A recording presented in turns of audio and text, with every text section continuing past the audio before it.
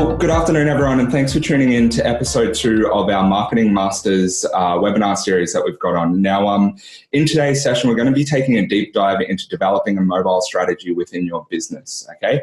This seems to be a hot topic within the industry at the moment. We're seeing a lot of more and more people come through to myprosperity to talk about how they can use myprosperity as a strategy to engage with clients in the mobile sphere, right? So we'll be taking a look at some of the strategies that we've got there. I'm not going to go into too much detail on some of the strategies that we've worked with partners in the past, purely just because we don't want to share their special sauce. But I will go into a deep dive into some really cool strategies. Now, I'll just, before we go into the strategy of developing a mobile app or essentially making sure that your business is responsive in a mobile environment, I'm just going to really quickly recap on what we covered off on in the first webinar.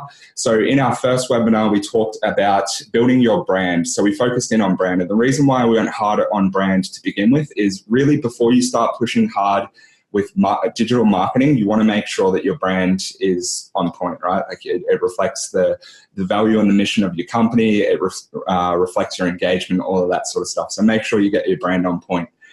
In the first webinar, we then spoke a little bit about content marketing and how you can use content to engage people and hook them in. And then we also talked really quickly about social media marketing, and I shared some stories on essentially how some of our partners have used content in that space as well. So if you do want to view that webinar, we do have a recording of it on our YouTube account, which we can give you access to. Just shoot through an email to the myprosperity team and we'll get you through a recording of the first webinar here today as well.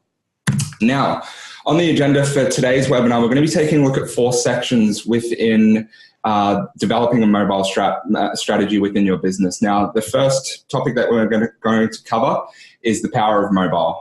Second, we're then going to be looking at why you need a mobile strategy in your business. Third, we're then going to be looking at understanding the role of mobile. And then fourth is creating a mobile strategy. And I really do encourage you all to stay with us right into the end of the webinar today. The strategy that I'm going to be running through is one that I've worked with a couple of partners in the past, and the feedback has really just been astounding around that. So it's been just to pass on some feedback from one of our partners here, Patrick, on seeing this strategy. So if you can, definitely stay till the end of the webinar today as well. Also, I encourage you all to take some notes, record some notes. If you've got any questions at the end, I'll be opening up and I'll do my best to answer whatever questions you throw my way as well. Okay, so at the end of the first Marketing Masters webinar, I actually posted up this photo here on the left-hand side.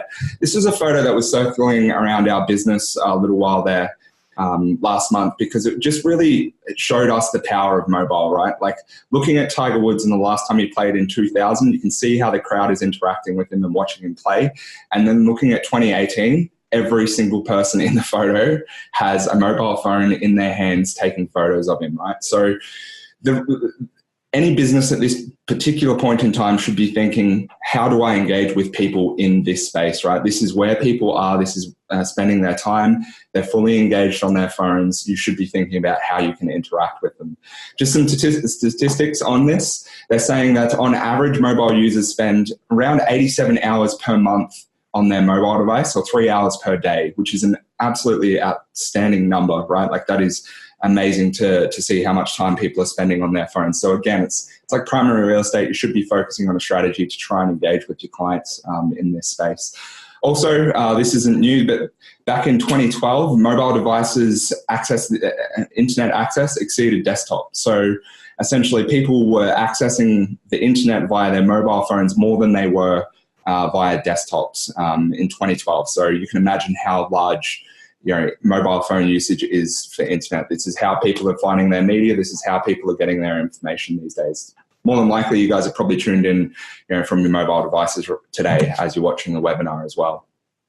All right, so as I may mention before, what we're trying to say here is you should be looking at how you can get yourself into the client's home screen of their app and what value you can provide in doing so, and what synergy that's going to have with your business along the way as well.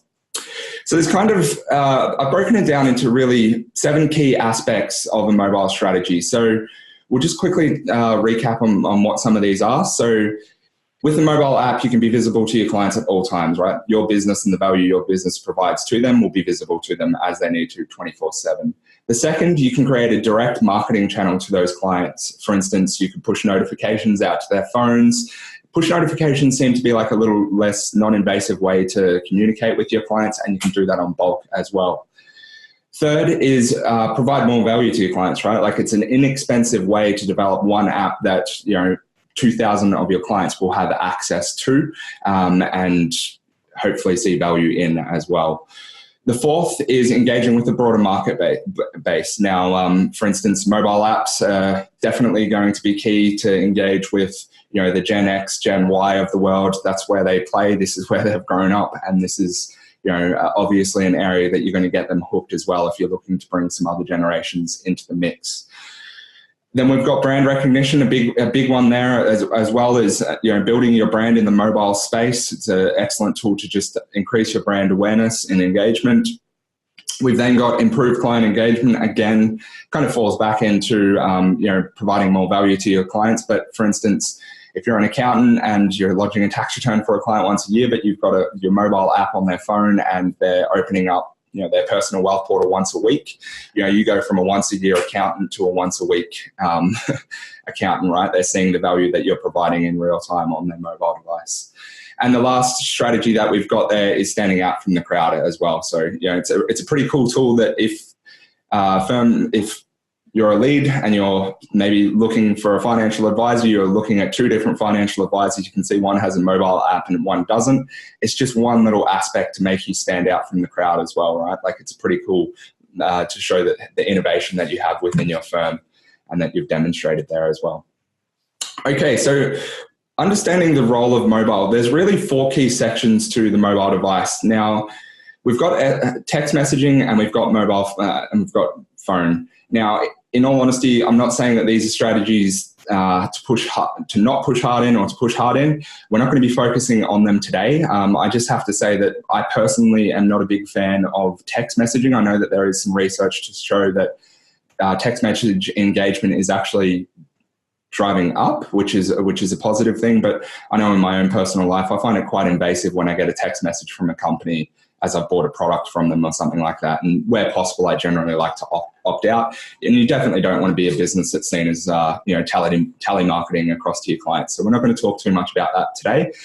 What we are going to be talking about is responsive web design really quickly, and I'll show some examples of what to do and what not to do. And then the last section there is developing a mobile app in your business as well. So we'll focus really quickly on those 2 key areas. Now, on the mobile app front, I'm not going to sell you a pop dream and say that if you develop an app and you put it onto the marketplace, you're going to get all of these new leads and instant client engagement. That's definitely not how it works. The app market at this moment is absolutely saturated. If you took a step back and you went back to 2012s of the world when the app space was kind of new, and you developed an app back in those days where you had 100 to 150 apps in the app store, it was pretty likely that if you put an app on there, you'd probably get a lot of new clients coming through.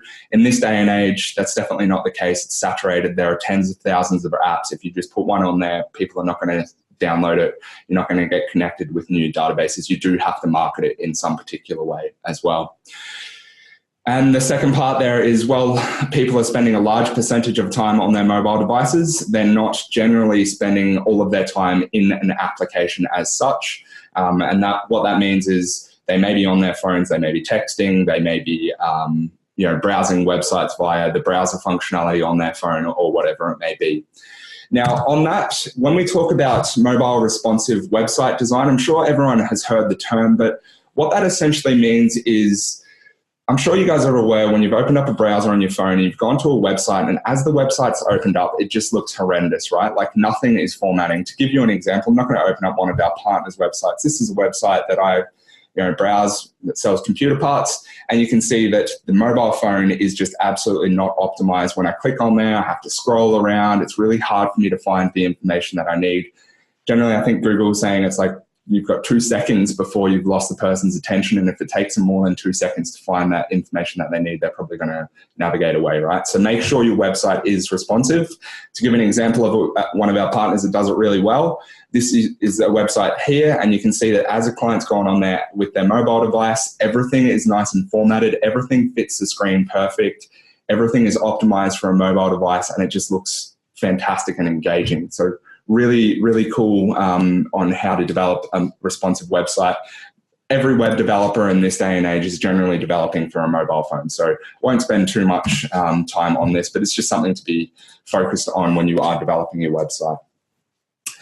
Okay, so now we're going to get into the deep end. We're going to be starting to take a look at developing a mobile strategy within your business. Now, the first thing that you should be looking at is making sure your company has a strategy in place in this particular area. The second is looking at a client or a customer journey, the current journey that they go through to become a client with you.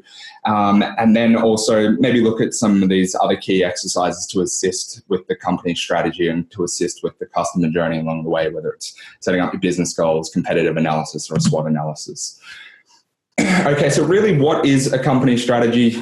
Sounds silly, I shouldn't have to explain that to you guys, but it's essentially defining how you're going to win in the period ahead, right? The period ahead is a digital world. How are we going to get it? How are you going to place your business in front of your competitors in this particular regards? And as you're doing that, how do you increase your profits, gain more market share, increase client engagement, or improve efficiencies within your business to help you win along the way as well? So I'm actually going to go quite deep into the strategy side of things in the coming slides. So please try and stay with me as we're here. But we'll just quickly talk about the current customer journey for a wealth management client. Majority of the people that have tuned in today, maybe from the financial planning side of things. Now, this is just how your clients may be interacting to become a partner, to become a client with you, right? So generally what's happening is there's a referral in marketing. So referral or your marketing is doing really well to bring in the lead. So the questions that you should be asking yourself is, how do I increase my referrals? And does my marketing establish the need and connect you with the lead, right? So obviously that's what we've talked about in the digital marketing series along the way. The second option is the research side of things. Now, most people before they sign up or buy a product generally like to do research on the company. They'll go onto their website, they'll look at a little bit about the company, they'll maybe go into Google reviews and look at the reviews around that company. And then more likely than not, they're probably going to look at your competitors in that area as well. So they may look at other financial planning firms in the area. So again, how do you stand out? And is your website optimized to engage with leads in a mobile space, right? The third section there is the initial contact. So how can you make that process easier for them to reach out to you? It's pretty straightforward. The fourth section there is the fact find process. Now, I don't think anyone at this day and age is happy with sending out a 50-page fact find to their clients. And majority of firms that we're interacting with, they're saying, their conversion rates are below 30 to 20%. So most of the people that they have initial contact with that they send the fact find through to, very few of them are actually sending the fact find back to the firm so that they can write the advice. And then fifth is obviously the implementation side of things. So we're going to take a look today on what myprosperity's and what we've been doing in this space to, I suppose, bolster up this customer journey and just make it a little bit more enjoying. Now, you've really got two options when it comes to an app that can assist with this customer journey, right? You can create your own. It's going to cost a lot more, but you can develop exactly what you want, right? So you can decide what you want.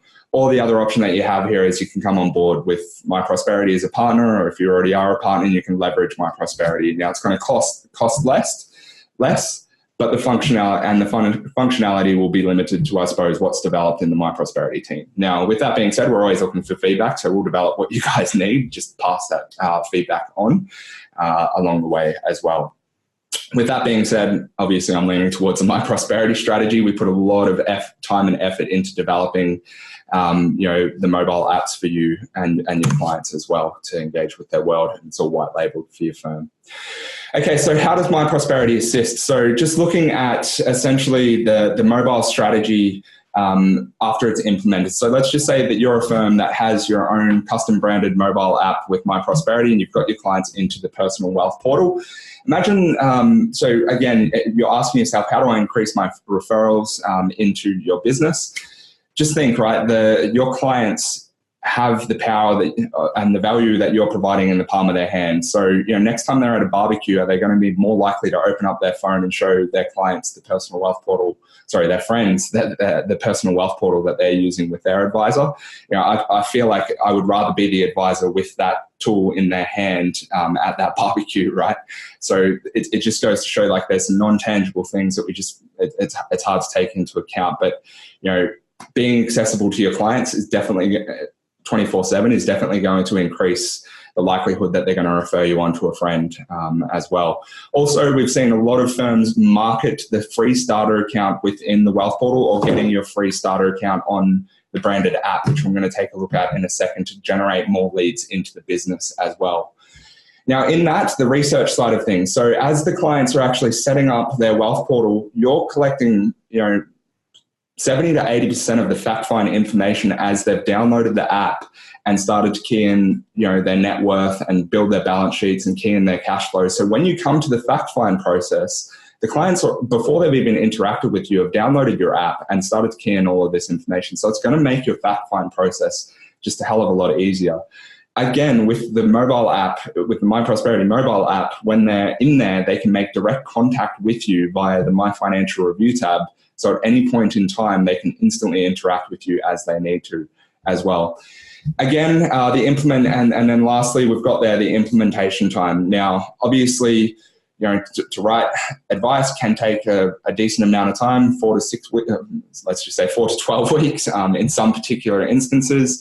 You've got to keep that client hot along the way. If you've got them in their personal wealth portal and they've seen value throughout that time, there's highly likely that they're going to continue forward with your advice. They're not going to drop off and lose interest, as you're creating the strategy over time as well. So it's a good way to keep the client engaged during that engagement piece with your firm also.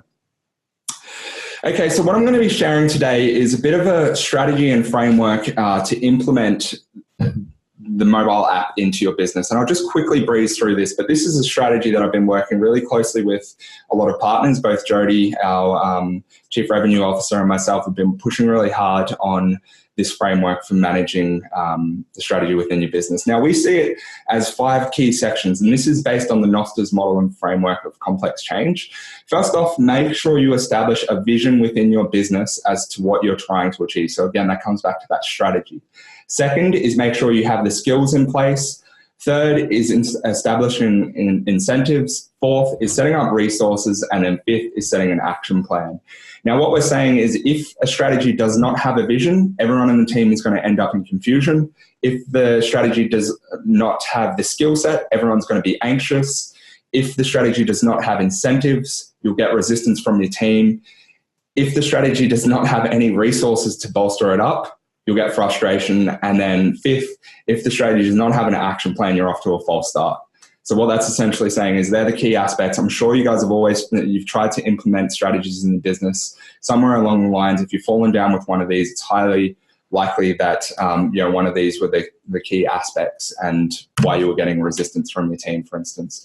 Another strategy optional strategy that I'd recommend, and I've used this when I worked with, in my previous role, implementing software for accountants, is the Lafley and Martin's 5-step strategy model. So this is, again, these are tried and tested models. This is kind of asking yourself the 5 questions. What are our winning aspirations? Where will we play? So that's what's your target markets? How will we win? What capabilities must be in place? And what management systems are required? It's kind of a feedback loop working along the way. But again, if you're looking into some strategies, look up the Nosters model for framework, or look up Lafley and Martin's 5-step strategy model. There's some really cool resources online that you can read up more about how to implement some of these strategies into your business. Now, just looking really quickly at a company strategy that's set in place here. So we've said, okay, our vision for this project is to increase lead conversion rates with our new mobile app. And we've also put in here better engagement with clients. So we want to try and engage with more clients along the way as well. What skills do we need to get into our business? Well, we need to know marketing pretty well. We've established that instead of going to an external marketing agency, maybe we're going to do it in-house. And then second is making sure that everyone in the team knows what the personal wealth portal is and how to implement it, right? The incentive side of things, now we've gone an extrinsic motivator for the admin team. We're saying a $15 bonus for every client that they put into the personal wealth portal because we know there's a decent conversion rate. And then for the advisors, it increases their portfolio. They've got more clients, going to generate more money. So it's an intrinsic one, or I suppose it's still extrinsic for them as well. Fourth, we're looking at what resources. So we need to hire a new marketing team member to assist us with, the rollout and the marketing of our mobile app. We need templates and resources to implement and support the personal wealth portal. The team at myprosperity have got a lot of stuff in that space that can help you. And then fifth is updating our firm's website so that we've got some landing page content and stuff like that in there. And I'll show you some why I say put your a landing page on your website to promote your app, right? Because as I may mention before, don't just think that signing up to an app is going to get you new clients. You've got to market it, right? And then last, we've got an action plan. And this is just an example of an action plan that I've worked with a partner in the past. So this is essentially, I break it down into kind of 4 key areas. We say getting the business ready. So what do we have to do in the business to prepare to implement the software? Then we've got getting market ready. So what do we have to do on the market front to promote the software? And then we've got the client ready, making sure that everyone in the team knows how to use it. We've maybe put on 5 beta clients on how to use the app, and then go live and how do we start promoting that full time. So now I'm going to actually offer to create a free action plan with anyone that wants one, and it is a myprosperity partner at the moment. Just reach out to me as we finish today, and I'll actually work through an action plan with you. I'm not saying that there's going to be key items that your team will have to take care of, and there'll be items where we can help along the way as well. Okay, so just taking a really quick look at a live mobile strategy. So this is actually, I've set up like a fake website persona for a firm called Ironclad. This is just the persona that I use in the business. And what you can see that I've done here is I've just created on our website the advice journey. You can see my website's all optimized for a mobile phone. And what you'll notice is as clients kind of going through and doing research around your company and how they work with you, what you'll notice is that the mobile phone becomes prominent. So where it's saying get your free wealth portal, which is the first step to the advice process. When they scroll to the bottom here, there's the big button here to say download the app.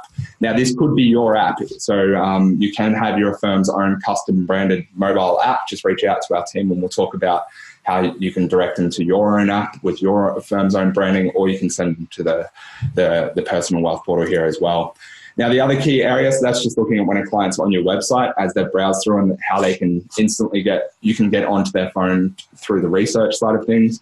And then over here on the right-hand side, what I've got is a marketing strategy through Facebook, right? So Facebook is a fantastic way to engage with a broader market. I've just created a post which links back to the website.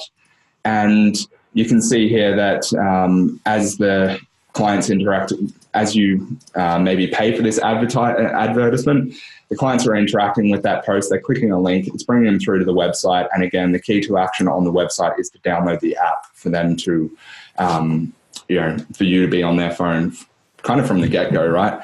As they're registering for the app, they're putting in their name, they're putting in their email address, and they're putting in their phone number. There's a new lead in your database for you to chase up as well, which is really cool.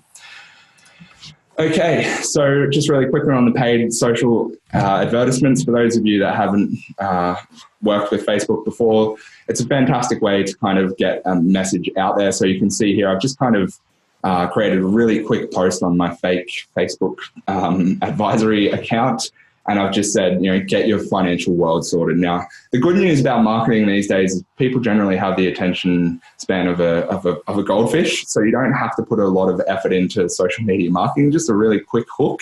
And you can see that the clear to action is get your free app. So the clients can click that. Now, just to give you an idea, if you spend $150 on this ad, I can interact with generally 12,000 to 61,000 people per day that are between a certain age, and I can target it to a certain location as well. So again, Facebook marketing, it's cheap. You can pay to get an ad prompted up there. get them to download your app. It's an inexpensive way to reach more people at any point in time. You've got some lead information that you can work with there as well. All right, so that brings us kind of to the end of today's session. So while I'm just explaining about what's to happen next, if in our next marketing session, if you've got any questions, please post them through into the chat now. But essentially what's going to be happening in our next webinar, we're going to be taking a look at websites in a little bit more detail. So I talked about making sure your website's responsive in this day and age. But in our next webinar, we're actually going to go through websites in quite a bit of detail, and we're going to get some experts to join us in on that space as well. And then we're also going to go for a deep dive into digital advertising. So we briefly touched on social media marketing just then and talked about how you can use Facebook, but what we're going to be taking a look at is some other digital advertising tactics within your business as well. So just to give you an example, one tactic that I'm sure everyone's kind of familiar with is may not have heard the term, it's remarketing. Have you ever gone to a website, you visited that website, you've then left that website, and then as you've interacted with different websites, you kind of see little banners around that same website everywhere along the line as you're interacting with totally different websites. You keep being prompted. You've probably seen that with our marketing. We do a little bit of remarketing, but we're going to be taking a look at how you can maybe implement that into your practice as well down the track. Okay, so I do have some questions here. So do I think app notifications can go the same way as seen as intrusive as text and cold calls? So the psychology behind that is generally when it comes to a app notification, for instance, the client has actually committed to something because they've downloaded an app to their mobile phone and they've consented to install the app on there, right? So as they're getting the app, it's psychologically they've already set the framework that they're okay with getting a notification. When it comes to text messages, it's a different story, right? Like when I interacted with that business that sent me the text message, I gave them my phone number because it was probably a part of some promo, but I didn't actually want them to text me, right? So when I got a text out of nowhere, it was kind of like I hadn't consented to it, right? So for me, that's why it left a bad taste in my mouth to begin with. But yeah, definitely it can be seen either way. I just feel that personally, like when it comes to app notifications, they're not as intrusive if you have committed to the app to begin with. Also, as I may mention, guys, if you want to work closely with me to establish an action plan within your business, please feel free to reach out to me. I'm here to help as well.